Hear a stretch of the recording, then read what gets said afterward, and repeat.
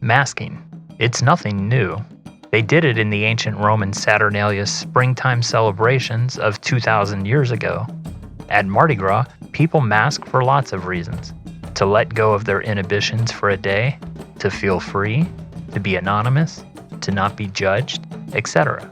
For many, masking is a must, and it contributes to the creative side of the celebration. Masking has been part of the carnival tradition as long as there's been a carnival. That's how Mardi Gras started. That's what it was all about, to wear a mask, and it just makes it more fun, more exciting. And to me, that kind of costuming is fascinating because often we're hiding part of ourselves, but we're also revealing a lot about our deepest desires or curiosities.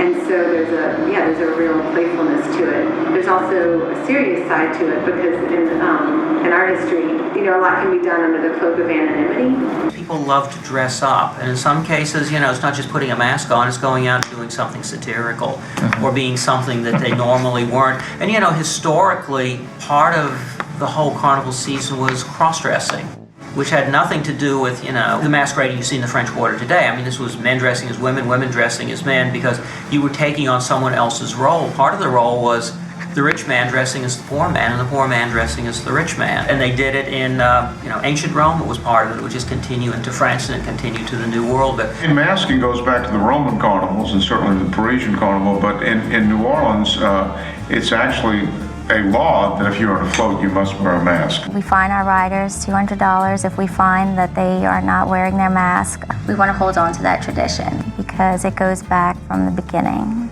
It changes you. It's about transformation, and that's what a mask does. The minute you put it on, you're someone else. You can be silly, you can dance, nobody can judge you because you're behind a mask. They don't know who you are.